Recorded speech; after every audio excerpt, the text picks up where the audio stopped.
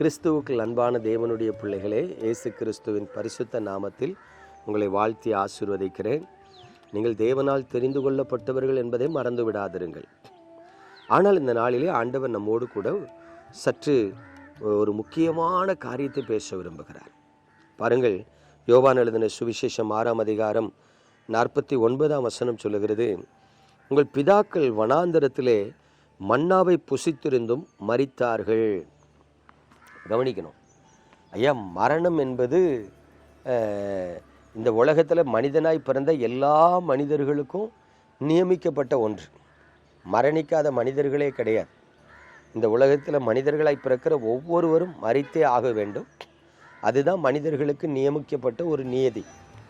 ஆனால் இங்கே வசனத்தில் ஆண்டவர் ஒரு காரியத்தை சொல்கிறாரு, உங்கள் பிதாக்கள், அதாவது முற்பிதாக்கள், தேவனால் தெரிந்து கொள்ளப்பட்ட ஜனங்கள், தேவனால் ஆசீர்வதிக்கப்பட்ட ஜனங்கள், தேவனால் வழிநடத்தப்பட்ட ஜனங்கள், தேவனிடத்திலிருந்து வாக்குத்தத்தத்தை பெற்ற ஜனங்கள், அவர்கள் வானத்திலிருந்து தேவன் கொடுத்த மன்னாவை புசித்திருந்தும் மரித்தார்கள் என்று எழுதப்பட்டிருக்கிறது. நல்லா கவனித்து பாருங்க. இந்த வசனத்தை வாசிக்கும் போது நமக்கு என்ன தோணும்? ஆமாம், இஸ்ரவேல் ஜனங்கள் வனாந்தரத்தில் மரிச்சிட்டாங்க அப்படின்னு தோணும். சரி, அப்போ இன்றைக்கு இயேசுவின் பிள்ளைகளாக இருக்கிற நாம் மரிக்காமல் இருக்க முடியுமா? நமக்கும் மரணம் உண்டு, நாமளும் மரிக்க தான் செய்யணும். அப்போ வனாந்தரத்தில் மன்னாவை புசித்திருந்தும் மரித்தார்கள் என்று எழுதப்பட்டதினுடைய நோக்கம் என்ன, அல்லது அது எழுதப்பட்டதின் அர்த்தம் என்ன என்பதை கவனித்து பார்த்தா, அவர்கள் தேவனுடைய பிள்ளைகள், அவர்கள் ஆபிரகாமின் சந்ததியார், அவர்களுக்கு தேவன் வாக்கு பண்ணப்பட்ட கானான் என்கிற ஒரு தேசத்தை கொடுத்திருக்கிறார். இப்பொழுது இவர்களை அடிமைத்தனத்தின் தேசமாகி எகிப்திலிருந்து விடுவித்து செங்கடலை கடந்து சீன் வனாந்தரத்தின் வழியாக கானானுக்கு கர்த்தரே அழைத்து செல்லுகிறார்.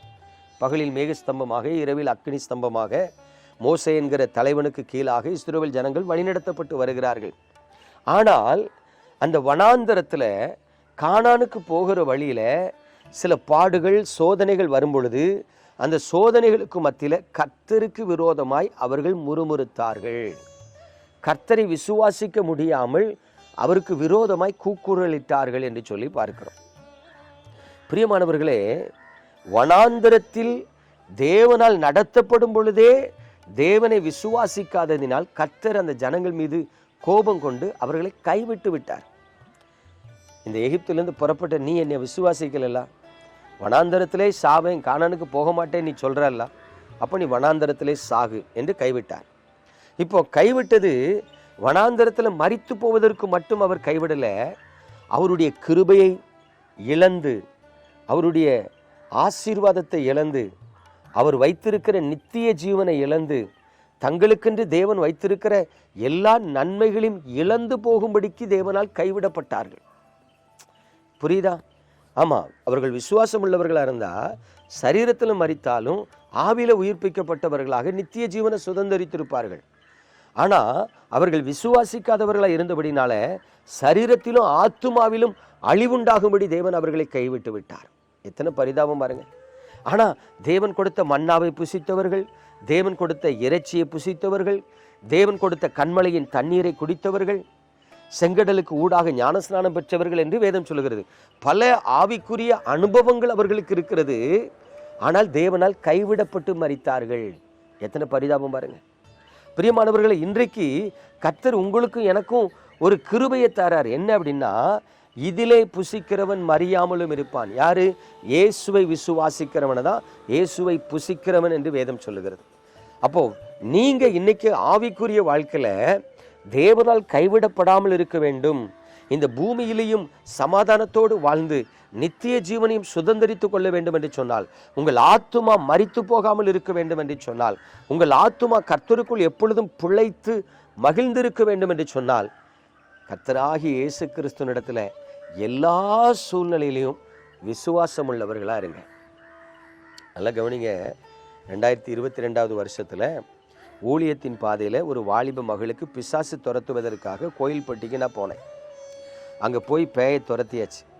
அந்த பிள்ளை ஊமையாக பேசாமல் இருந்தால், ஜெபிக்கும் பொழுது அவளுக்கு வாய் திறந்து பேசவும் ஆரம்பிச்சிட்டான். அந்த ஊழியத்தை முடிச்சுட்டு திரும்பி வரும்போது நான் 2 தப்பு பண்ணேன். ஒன்று, எந்த ஊருக்கு நான் ஜெபிக்க போனாலும் ஜெபமணி முடிச்சுட்டு ஒரு ஆலயத்தில் போய் 1/2 மணி நேரம் ஜெபம் பண்ணிட்டு வருவேன். அதாவது பிசாசு துரத்த போகும் பொழுது மட்டும். அன்னைக்கு அந்த பிள்ளைக்கு பிசாசை துரத்திட்டு வரும்போது ஆலயத்தில் போய் 1/2 மணி நேரம் காத்திருந்து ஜெபிக்கிறத மறந்துட்டேன். 2வது, நான் வழியில் வந்துட்டு இருக்கும்போது கயத்தாருக்கு வடக்க சாலைப்புதூர் அப்படிங்கிற ஒரு கிராமத்துக்கு ஒரு 10 கிலோமீட்டருக்கு அந்த பக்கம் வரும்போது கர்த்தர் சொல்கிறாரு, வண்டியை நிப்பாட்டி ஓரமாக நில்லு அப்படிங்கிறார். வண்டியை நிப்பாட்டி ஓரமாக தான் நிற்கிறேன். இப்போது எனக்கு பொறுமை இல்லை. 5 நிமிஷம் ஆச்சு, 10 நிமிஷம் ஆச்சு, 15 நிமிஷம் ஆச்சு, மணி 7:30 7:45 ஆயிடுச்சு. அப்போ நான் ஆண்டவர்கிட்ட கேட்கேன், ஏசப்பா நான் ரோட்டில் ஒத்தையில நின்றுட்டுருக்கேனே, நான் ஊருக்கு போகிறேன்ப்பா அப்படிங்கிறேன். ஆண்டவர்கிட்ட பெர்மிஷன் கேட்கேன். அவர் போகக்கூடாதுங்காரு. நான் சொல்கிறேன், ஐயா ஒத்தையில் இந்த இடத்துல நின்று நான் என்ன செய்ய போகிறேன், நான் ஊருக்கு போகிறேனேங்கிறேன். போகாதேங்காரு. மறுபடியும் ஒரு 10 நிமிஷம் நிற்கிறேன். கிட்டத்தட்ட 25 நிமிஷம் கர்த்தர் நிற்க சொன்னார், நின்றுட்டேன். எனக்கு பொறுமை இல்லை. மறுபடியும் ஆண்டவர்கிட்ட சொல்கிறேன், ஆண்டவரே நான் கிளம்புறேனேங்க, போகக்கூடாதுங்காரு. அப்போ நான் மறுபடியும் சொல்கிறேன், ஆண்டவரே இந்த இடத்துல நிற்க எனக்கு பயமாக இருக்குது. ஒரு கிலோமீட்டர் தள்ளி போனால் ஏதாவது ஊர் விளக்கு இருக்கும், பஸ் ஸ்டாப் இருக்கும், அதில் போய் கொஞ்சம் ரிலாக்ஸாக உட்காந்துக்கிறேனேங்க, போகக்கூடாதுங்காரு. நான் பார்த்தேன், உங்களுக்கு யார் கீழ்ப்படிவான்னு சொல்லி பைக்கை எடுத்துட்டேன். நல்லா கவனிச்சு பாருங்கள், ஆண்டவருக்கு கீழ்ப்படியாமல் பைக்கை எடுத்ததுனால பைக்கை ஸ்டார்ட் பண்ணி 1 கிலோமீட்டர் தூரம் கூட போயிருக்க மாட்டேன், வண்டியை ஓட்டிகிட்டே தூங்கிட்டேன். பாருங்கள், அடுத்த 10வது நிமிஷத்தில் ரோட்டில் ஆக்சிடெண்ட் ஆகி தொடை எலும்பு துண்டாக உடஞ்சி போச்சு. இப்போ யோசித்து பாருங்கள், இப்படி ஒரு விபத்து வரக்கூடாது. 3 லட்சம் ரூபாய் எனக்கு செலவு. இப்படி ஒரு விபத்து வரக்கூடாது, என்னை பாதுகாக்கணும்னு தான் ஆண்டவர் ஓரமாக நில்லுங்காரு. நான் கீழ்ப்படியாததுனால, பொறுமையாக இல்லாததுனால பைக் எடுத்துகிட்டு போய் நான் பத்திரமா ஊருக்காக வந்து சேர்ந்தேன். ரோட்டில் நாய் மாதிரி அடிபட்டு கிடந்தேன். என் உயிரை காப்பாற்றி வச்சிருக்கிறார். இன்னைக்கு பாருங்கள், முட்டிலிருந்து இடுப்பு வரைக்கும் ஒரு பெரிய ராடு இருக்குது. எதுக்கு சொல்கிறேன், 6 மாதம் ஊழியத்துக்கு போக முடியல, வீட்டில் படுத்த படுக்கையே கிடந்தேன், செத்து பிழைச்சேன், நடு ரோட்டில் நாய் மாதிரி அடிபட்டு கிடந்தேன். கர்த்தரை நோக்கி கூப்பிட்டேன், ஆண்டவரே என்னை மன்னியும், என்னை காப்பாற்றுங்கப்பா, நான் எப்படி எந்திரிச்சு போகன்னு தெரியலன்னே. இறக்கம் வச்சாரு. அவரை நோக்கி கூப்பிட்டதுனால இறக்கம் வச்சாரு. தற்செயலில் வந்த ஒரு ஆம்புலன்ஸ் என்னை பார்த்து தூக்கி கொண்டு வந்து மருத்துவமனையில் சேர்த்தாங்க. பிரியமான தேவனுடைய பிள்ளைகளே, அப்போ தேவனை விசுவாசிக்காததும் தேவனுக்கு கீழ்ப்படியாததும் யாரா இருந்தாலும் துன்பத்தை, வேதனையை, இழப்பை கொண்டு வரும். நல்லா கவனிக்கணும். அப்போ இஸ்ரவேல் ஜனங்களை குறித்து கர்த்தர் சொல்றாரு, வனாந்தரத்தில் அவங்களுக்கு மன்னாவை புசித்த அனுபவம் இருந்தது, ஆனால் ஆத்மாவில் மரிக்கும்படி கர்த்தரால் கைவிடப்பட்டார்கள். அவிசுவாசம், கீழ்ப்படியாமை, முரட்டாட்டம். பிரியமானவர்களே, இன்றைக்கு அது நமக்கு திருஷ்டாந்தமாக இருக்கிறதுனால நீங்களும் கூட கீழ்ப்படியாதவர்களாக இருக்காதீங்க, முரட்டாட்டம் பண்ணாதீங்க, விசுவாசம் உள்ளவர்களாக இருங்க. வேதத்தில் சொல்லுகிற எல்லா கற்பனைக்கும் கீழ்ப்படிங்க. மனம் திரும்புன்னா மனம் திரும்புங்க, ஞானஸ்நானம் மூழ்கி எடுன்னா மூழ்கி எடுங்க, பரிசுத்தாவின் அபிஷேகத்தை பெற்றுக்கொள்ளனா பெற்றுக்கொள்ளுங்க. அப்பொழுது நீங்கள் மரிக்காமல் இருப்பீர்கள். நம்ம ஜெபிப்போமா? எங்கள் அன்பின் பரலோக தகப்பனை, பரிசுத்தமான இந்த காலை வேளைக்காய் ஸ்தோத்திரம். உங்கள் பலத்த கரத்தில் எங்களை தாழ்த்துக்கிறோம். ஆண்டவரே, உமது பிள்ளைகள் சத்தியத்தை கேட்கிறவர்களாய் அல்ல, அந்த சத்தியத்தின்படி நடக்கிறவர்களாய் நேரவர்களை மாற்றும். உங்கள் நாமத்தை மகிமைப்படுத்தும்.